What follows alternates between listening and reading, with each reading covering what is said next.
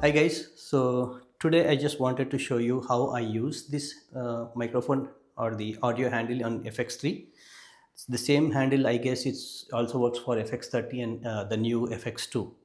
The handle has couple of switches which are all over the place, so we'll try to go to each one of them separately. The most important switch is at the bottom. It tells you whether the audio should be coming from the handle or from the built-in microphone, right? Whenever the handle is on, I will always switch this to handle, like from off to on position. That way I know the audio will be captured from handle. But the biggest risk is if you have the handle on and the switch is on, but if you don't connect any microphone or external devices, you will not get an audio. So just keep in mind that you check. The best way to do that is always have a headphone connected and make sure you're monitoring, so that way you know if there is an audio coming in or not. And if there is an audio, it's actually coming from the handle or the um, camera's built-in microphone, right? Let's look at the other side of the handle. So if you see, this is where you can connect your external microphones. So we have three inputs and it's labeled, that's input 1, input 2, and there is a tiny flag. When you open it, you see input 3. So if you have a tiny microphone, the old systems where it used to be TRS kind of cable, then you can connect that to your the input 3. But if you have a microphone which takes XLR, then you can connect it to 1 or 2, right? So let me quickly show you. This is one example of a microphone that I can connect. One end has the XLR port, so that's a male port, and your XLR cables looks like this. Let me attach.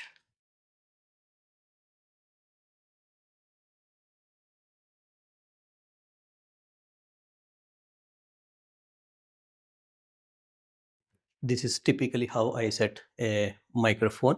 Now let's look at the other side. So here, if you see, there is a tiny flap. When you open, you will get access to one more switch, and it says the input selector.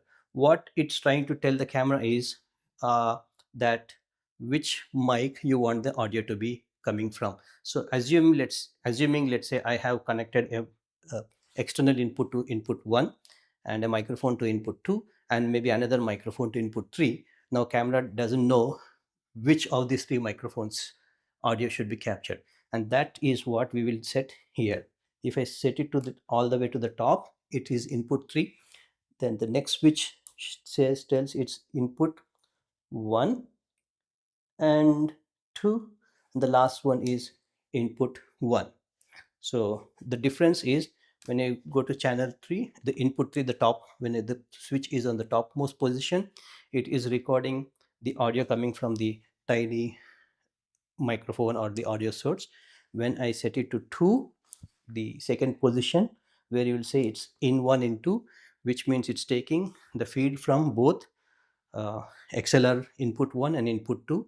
One probably will be on the left side of the left channel, the second one will be in the right channel. So you're getting a stereo when you shift to the second switch position. And if I go to the third switch position, what it is saying is whatever is in the input 1, that is split to channel 1 and channel 2.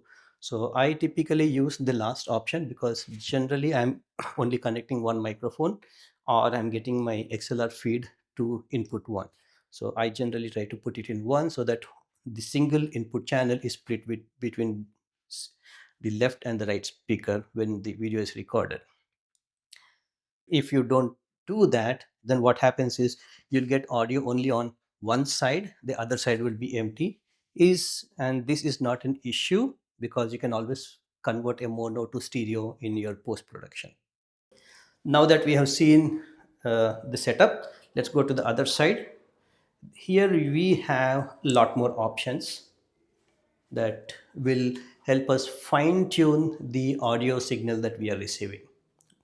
This is divided into three sections.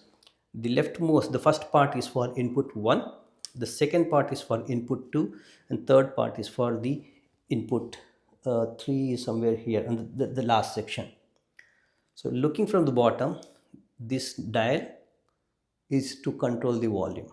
So depending on how much the volume the microphone or the external audio is coming in, I can control input 1 volume here, input 2 volume here, and input 3 volume here. Yeah.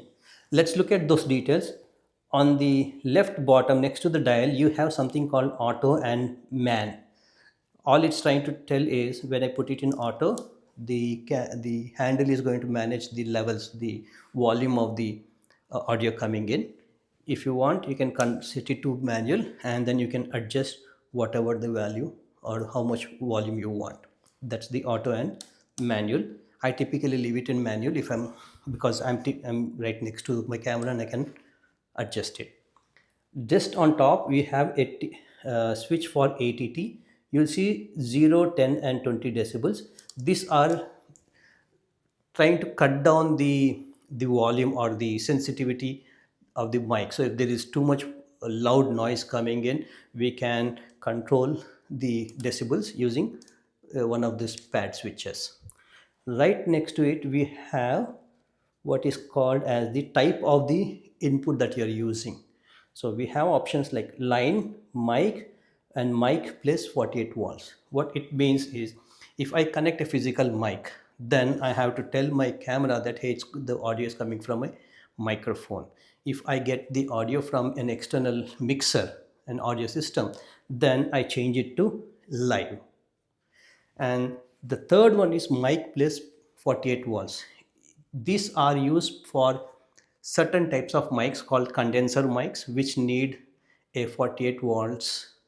Typically it's a 48 volts phantom power. So here is one example of a microphone. This is a condenser microphone, and if if I want to use this, I have to make sure my switch for the line is at 48 volts. If I don't do that, this mic will not work. Now if you see in the second section, you have exactly the same set of buttons. So the difference is this is for the input you connect to the second port or the XLR port. This is to control the first. But if you notice between these two, there is one more tiny switch called auto, man and link. On the first one, we only have auto and man, which is auto or manual. The second one, we have something called auto, man and link. So what it means is when I set it to auto, all the feed that's or the signals coming to input 2 on my handle is automatically controlled. If I set it to 2, if I set it to man, I can manually adjust the volume.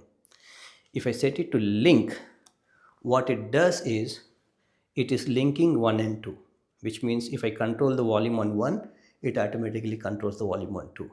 So it could be a scenario where I am recording an interview. I have one microphone with the host and another microphone pointing at the guest. And if I want to increase the volume or decrease the volume of both at the same time, I can link it, and then one switch will be able to control both the volumes. So in the third section, you'll see something called low cut for input 1 and input 2. So input 1 is at the top, input 2 is at the bottom. And you'll see values like the 300 hertz, 100 hertz and off. So right now the switch is off. What low cut does is it will cut the low frequencies. Simple example would be you are recording in a room and there is a AC or a heater or a fan humming sound coming in, and you want to cut those low frequencies, then set it to either 100 or 300 hertz depending on which microphone you are using. If you're using both, set it to both of them, and what it does, it tries to suppress or cut down any frequencies below that number. So if you put 300 and below, all frequencies will be cut to get a clean audio and ignore all the humming sounds. And the last piece is just one switch. This is for the input 3, which is the quarter inch, the 1/8 inch or the TSR cable. It pretty much has only two functions. One is manual or auto for the volume, and if it is manual, you can adjust the volume using this one.